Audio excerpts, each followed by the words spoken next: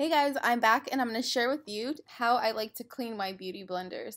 Now I have a separate video on how I like to clean my brushes and tools just because it's a little bit long. I wanted to separate the two. So I'm going to show you how to get nice, clean beauty blenders. I like to clean my beauty blenders every single day. And I use the Real Techniques brush cleansing gel. Now if you don't have this brush cleansing gel or you don't want to purchase it, go ahead and just use a regular dishwashing disinfectant soap. Any disinfectant soap will work perfectly fine. So I like to save the containers to my beauty blenders, and I'll explain that a little more later in the video. So I have my dirty beauty blenders. I have a Real Techniques and the original beauty blenders. So I'm just going to get that all nice and wet so that it is easier for it to set up when I apply the gel. Obviously when you wash anything, you wet it first so they can set up.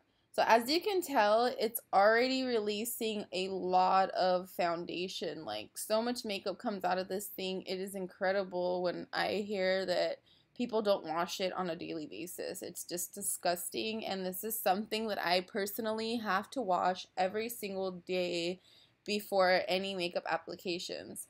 So I like to add a little more soap on those spots, just because those are foundation. Like, a lot of people will say like, oh, my beauty blender is stained. No, it's not stained. Look at all of that stuff coming out of there. You need to continue to wash it, and even further after this, after I wash it, I will show you that there's still more spots left on the beauty blender, that it sucks up the foundation and it just traps it inside of the beauty blender.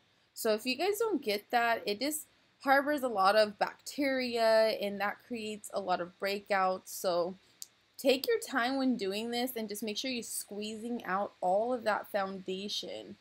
Now, as you can see, when I squeeze those spots, it's just oozing foundation out. So you just want to rub on those spots and just squeeze out all of the foundation.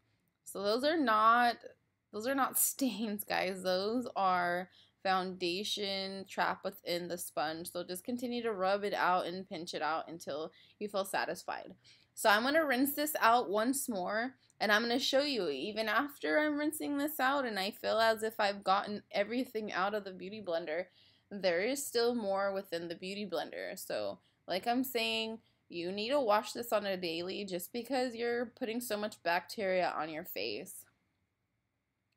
So as you can see, I have a little bit of the soap suds. You don't want that left in there. That is not a good thing. It's going to ruin your beauty blender. So make sure you're getting it all out. You're just squeezing it in between your hands, allowing the water to get really deep inside of the beauty blender, and then just squeezing out that excess water. So I'm going to do that until I feel like everything is completely gone from the beauty blender. And as you can tell, this one looks brand new and the other one looks like so dirty and stained. But guys, I've had them for the same amount of time. So I like to keep the containers just so I can put it in there. And you see that little gap it has? It allows the water to fall down. So now I'm going to clean my original beauty blender. There is a difference between the two because I feel like I have to put a lot more effort into the Real Techniques sponges than I do into the beauty blenders. I'm not sure if it's because of the formula that they use to make these beauty blenders, like the textures or whatever it is, that makes it a lot easier for me to clean out this original beauty blender than it does the Real Techniques sponge. So I'm using the Real Techniques gel, and I'm just going to rinse it out, and you'll see that it releases a lot of makeup. Like, it holds a lot of makeup. So I'm going to clean again, and this time I'm going to double up on the Real Techniques gel, and it usually does the job. I usually don't have to go into the Gain dishwashing soap, but you know, sometimes you're left with these huge spots all over, and you just have to go in with it. Look at all of that coming out. So like I said, just take your time, squeeze everything out, rub it all out until those spots are completely gone.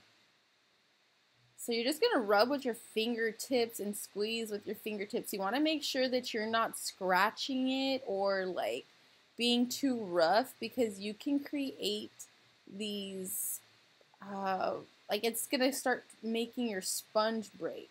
So just rub, rub, rub, rub, rub, and then you'll see it's coming out. Just be gentle.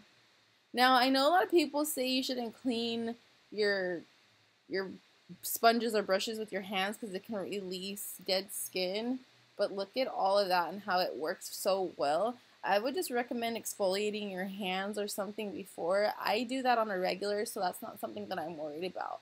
So I feel like this method gets out a lot of makeup. And like I said, don't scratch, because you're just going to create tears in your beauty blender, and you don't want to do that. You want to rub with the tips of your fingers. You don't want to rub with your nails.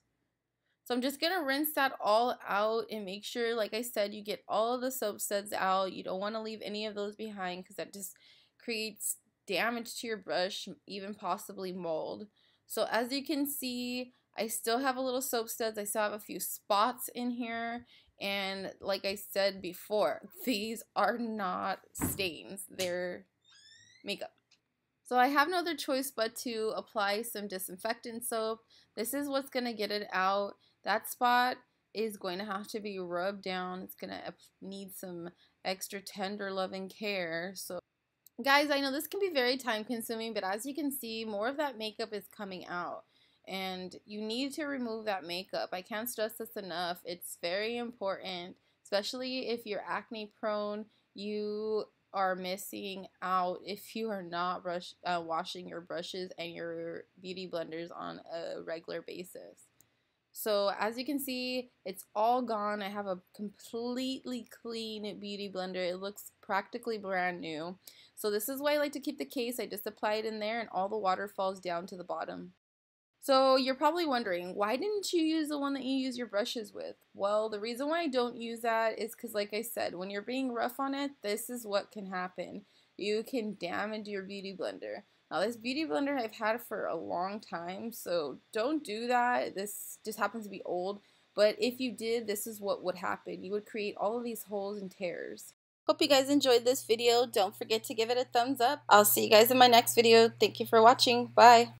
Hey guys, let's be friends. Follow me on my social medias. Don't forget to subscribe and check out my last video so you can see how I like to clean my makeup brushes and tools.